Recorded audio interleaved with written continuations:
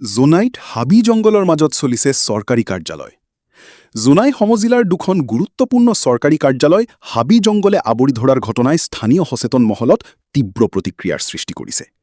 জোনাইৰ উদয়পুৰস্থিত একেখন বিল্ডিঙতেই অৱস্থিত অনুসূচিত জাতি, অনুসূচিত জনজাতি আৰু অন্যান্য পিছপৰা শ্ৰেণীৰ মহকুমা কল্যাণ বিষয়া কাৰ্যালয়ৰ লগতে জনজাতি উন্নয়ন প্ৰকল্পৰ প্ৰকল্প সঞ্চালকৰ কাৰ্যালয় বৰ্তমান অযত্ন আৰু অব্যৱস্থাৰ ছবিত পৰিণত হোৱা দেখা গৈছে।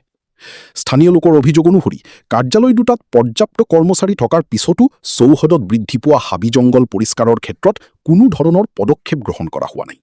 ফলত গুৰুত্বপূৰ্ণ চৰকাৰী কাৰ্যালয়ৰ এনে অৱস্থাই সচেতন মহলত উদ্বেগৰ সৃষ্টি কৰিছে। ইয়াৰোপৰি কাৰ্যালয়খনৰ দুয়োকাষে অৱস্থিত কেইবাটাও জৰাজীৰ্ণ আৰু পৰিত্যক্ত গৃহ যিকোনো মুহূৰ্ততে বিপদৰ কাৰণ হ'ব পাৰে বুলিও আশংকা প্ৰকাশ কৰিছে স্থানীয় ৰাইজে। বিশেষকৈ কাৰ্যালয়লৈ অহা সাধাৰণ লোক আৰু কৰ্মচাৰীৰ সুৰক্ষাক লৈ প্ৰশ্ন উত্থাপন হৈছে। ইফালে সংবাদ মাধ্যমৰ আগত কাৰ্যালয়ৰ বিষয়াসকলে পুঁজিৰ অভাৱ আৰু বিগত বিধানসভা নিৰ্বাচনৰ ব্যস্ততাৰ বাবে এনে পৰিস্থিতিৰ সৃষ্টি হোৱা বুলি মন্তব্য প্ৰকাশ কৰে। অৱশ্যে স্থানীয় ৰাইজে শীঘ্ৰে পৰিৱেশ পৰিষ্কাৰ আৰু জৰাজীৰ্ণ গৃহসমূহ আঁতৰাবলৈ সংশ্লিষ্ট বিভাগক দাবী জনাইছে। আমাৰতো PDITDP আমি অফিচৰ চাইব লাগিব জংগলৰ পৰিৱেশে বিৰাজ কৰিছে। কেতিয়া পানী হৈ আছে?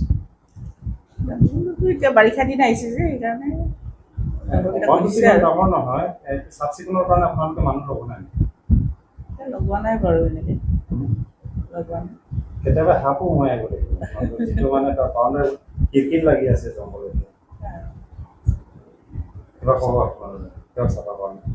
চাফাটো কৰাব লাগিব আৰু ফৰগেটবিলাকক লগাই, আৰু বেলেগেতো এনেকুৱা চাফা কৰিবলৈ কোনো ফাংচনটোতো এনেকুৱা নাই বাৰু। ফৰগেট কেইজন আছে? ফৰগেট মোৰ মাইকী মানুহ এজনী আছে আৰু ৱেজেছত আছে দুজন, এজন আকৌ এই ডেপুটেশ্যনত আছে চিভিল এঞ্জিঅ'ৰ ঘৰত।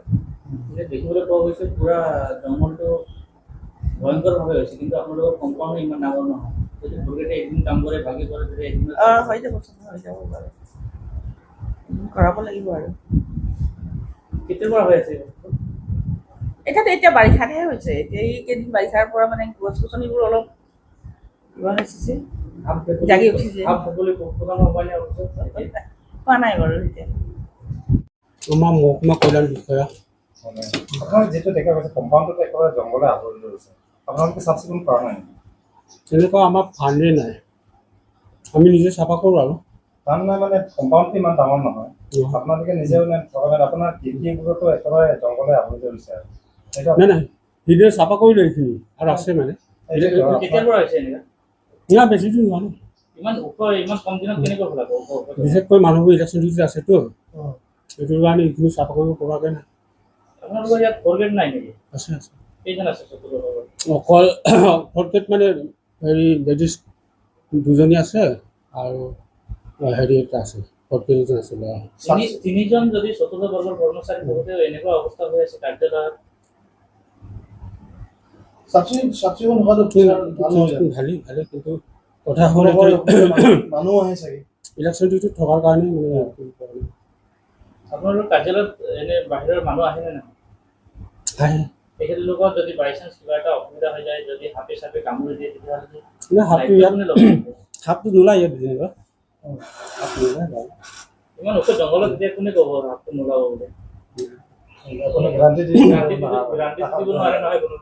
আপোনালোকৰ কাৰ্যালয়ৰ ভিতৰতে সোমাই পৰি আহিব পাৰে কেতিয়াবা। এতিয়ালৈ নাই মানে চাফ চিকুণটো মানে আপোনালোকে এতিয়া কৰা নাই? নাই, সেইবিলাক কাটিলোঁ বাৰু, এইখিনি আৰু কাটিবলৈ আছে, মই নিজে কাটিলোঁ। চাফ চিকুণকৈ থকাটো ভাল। ভাল।